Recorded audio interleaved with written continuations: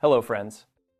If you are in your 60s and you have a second property somewhere in your financial picture, a holiday cottage, a buy-to-let, an inherited flat, and you have been putting off the question of what selling it will cost you, this video is for you. Because here's something most people approaching retirement genuinely do not know.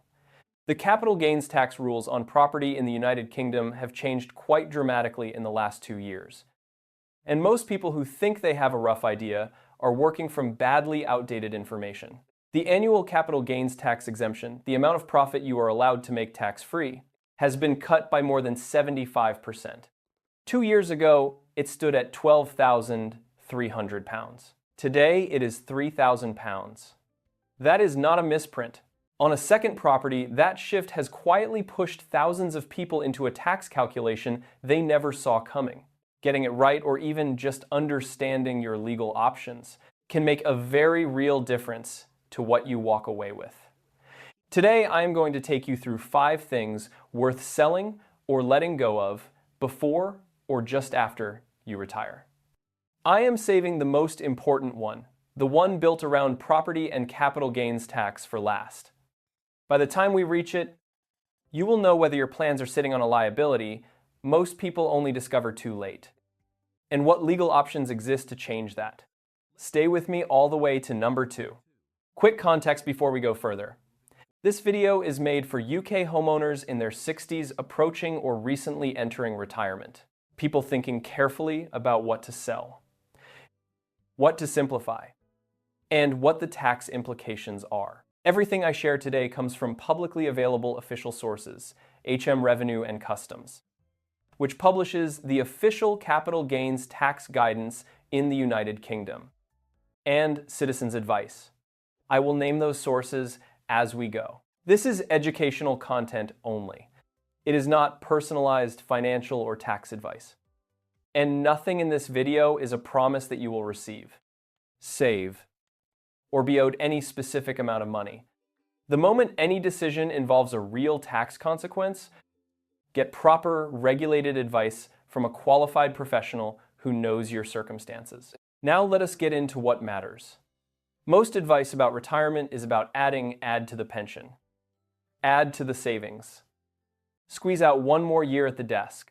Hardly anyone tells you that some of the best moves at this stage are about removing things thoughtfully. The people who settle into retirement with the most ease are rarely the ones who accumulated the most. They are the ones who worked out at exactly the right time. What to put down? A question for the comments. Has anyone ever actually sat you down and explained capital gains tax on property in plain English? Most people watching this have never had that conversation. And that gap is exactly what today is here to fix. Number 5, the expensive possession you are maintaining for the person you used to be, rather than the person you are now. The narrowboat at the marina, the touring caravan on the drive, the classic cars in the rented lockup. Consider Michael an illustrative composite, not a single verified case. A retired engineer from the Midlands who spent 20 years restoring motorcycles. By retirement, he held 4 of them in storage, costing close to £6,000 a year between them. He rode them a handful of times between all 4. His wife pointed out one afternoon that each outing was costing roughly £1,500. His first reaction was absolute refusal. These are not machines. This is 20 years of my life. But over the months that followed, he visited less and less.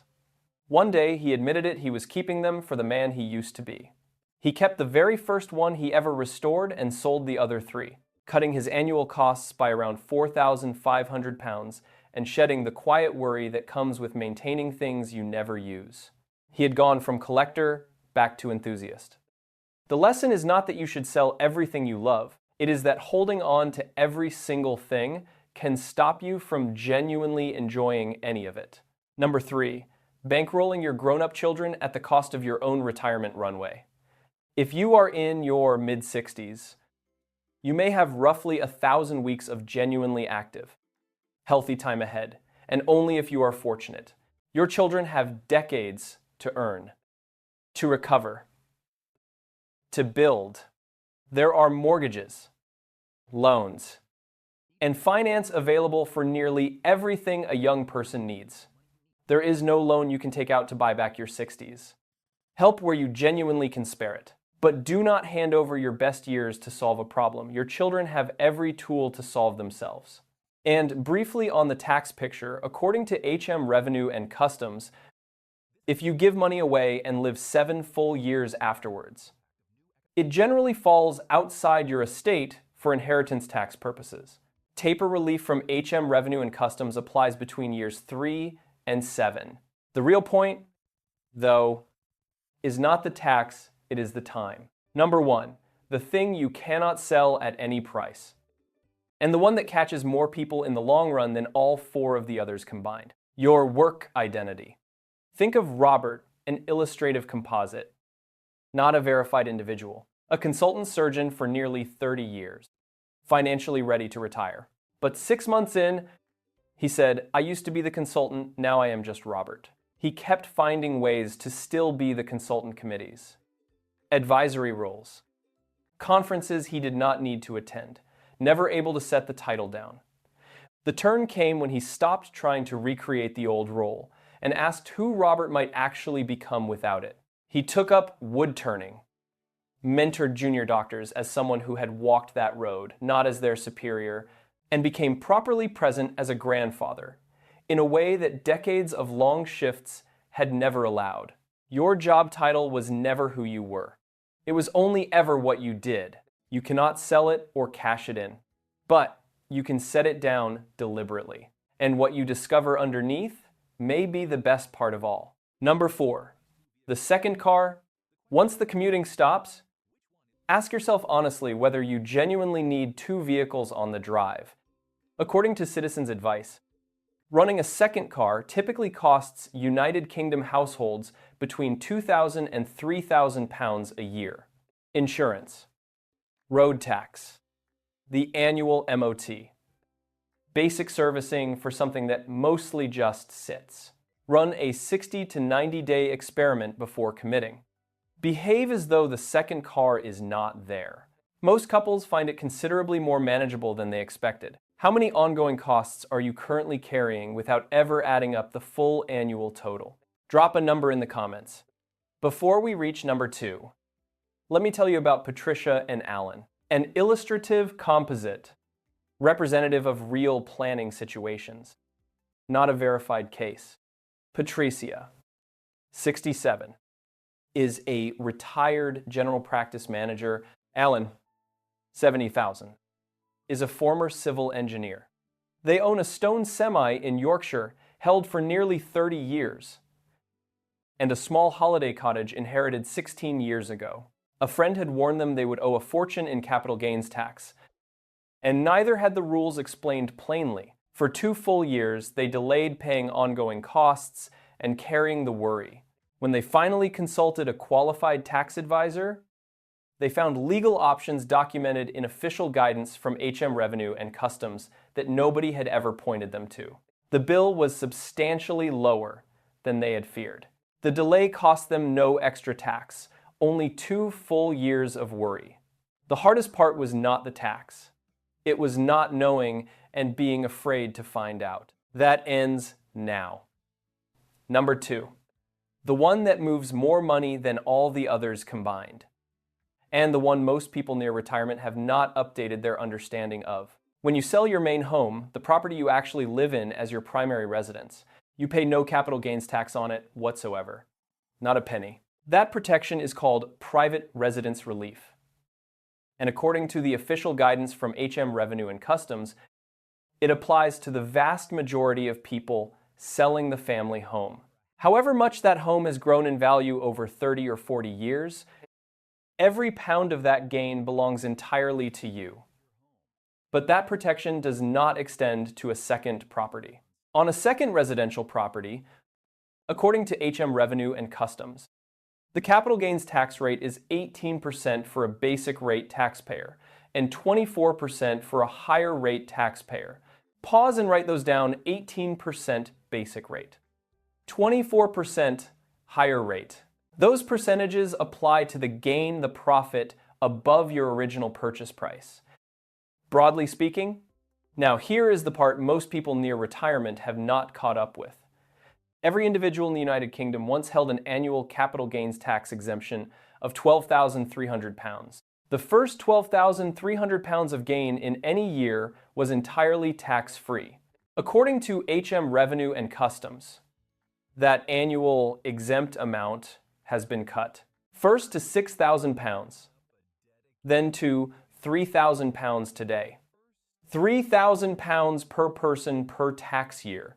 That change has moved a great many people into a tax calculation they had simply never planned for. But here is what Patricia and Alan had never been told. That £3,000 exemption applies per person, per tax year. If you and your partner jointly own a second property, you each hold your own annual allowance £6,000 between you in a single year.